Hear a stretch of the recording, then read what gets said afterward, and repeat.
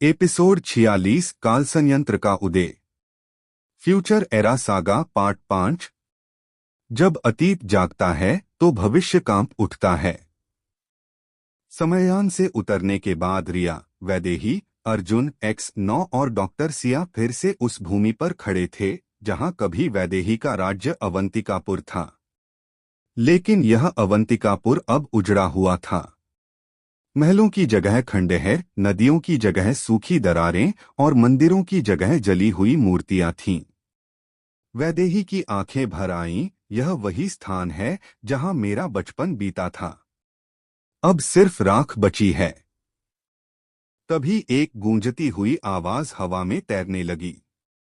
अवंतिकापुर मरा नहीं, वो सिर्फ सो रहा है। और उसके साथ जागेगा काल संयंत्र। सिया ने एक प्राचीन शिला से उकेरी गई भाषा पढ़ी। काल संयंत्र एक ऐसी शक्ति है जो तीनों कालों, भूत, भविष्य और वर्तमान को जोड़कर एक बिंदु पर केंद्रित करती है। डॉक्टर सिया ने बताया, अगर माया इसे सक्रिय करने में सफल हो गई तो वह पूरे समयचक्र को अपनी इच्छा से मोड़ सकती है। भविष्य, अतीत सब उसकी मुट्ठी में होगा। X9 फुसफुसाया, मतलब वो इतिहास को मिटा भी सकती है। सबसे महत्वपूर्ण हिस्सा था काल संयंत्र को रोकने की कुंजी, और वह केवल एक के पास थी, कालचक्र की आत्मा। वे सब उस गुप्त गुफा की ओर बढ़े जहां वैदेही के पूर्वजों के अनुसार कालचक्र की आत्मा ध्यानस्थ थी। भीतर घना अंधकार था, लेकिन एक चमकती हुई सजीव रेखा उन्हें गहराई में ले जा रही थी।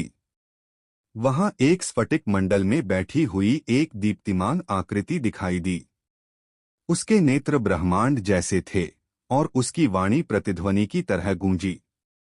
तुम वो हो जिनके कर्मों ने समय को झकझोरा है। क्या तुम तैयार हो इसकी कीमत चुकाने को? कालचक्र की आत्मा ने सबके मन में झांका।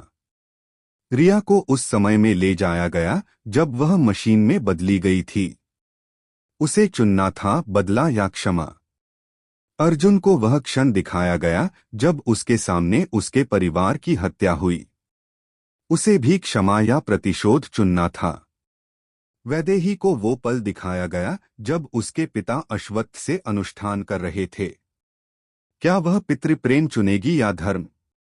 तीनों ने धर्म और त्याग को चुना।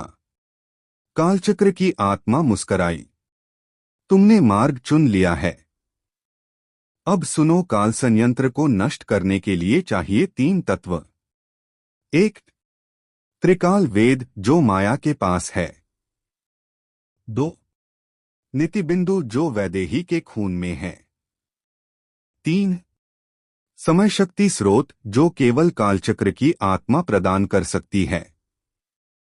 और यह कहकर उसने वैदेही की हथेली में एक प्रज्वलित रेखा उतार दी, एक कालचिन्ह जो केवल एक बार ही प्रयोग हो सकता था। दूसरी ओर माया त्रिकाल विधि से काल संयंत्र को सक्रिय करने में लगी थी। वह बुदबुदा रही थी, जब ये चक्र पूरा होगा मेरी चेतना तीनों कालों में एक साथ प्रवाहित होगी। मैं सिर्फ भविष्य नहीं, हर काल की देवी बन जाऊंगी। उसके चारों ओर काले धुएं से बने छाया योद्धा खड़े थे, उसकी नई सेना। रिया, वैदेही, अर्जुन X9 और सिया काल संयंत्र की ओर बढ़ते हैं। एक ऐसी जगह जहां समय रुक जाता है और हवा में सिर्फ एक ही भावना होती है, विनाश। यह सब कुछ अब इस एक निर्णय पर टिका है। और फिर आकाश में बिजली कड़कती है और माया की हंसी गूंजती है।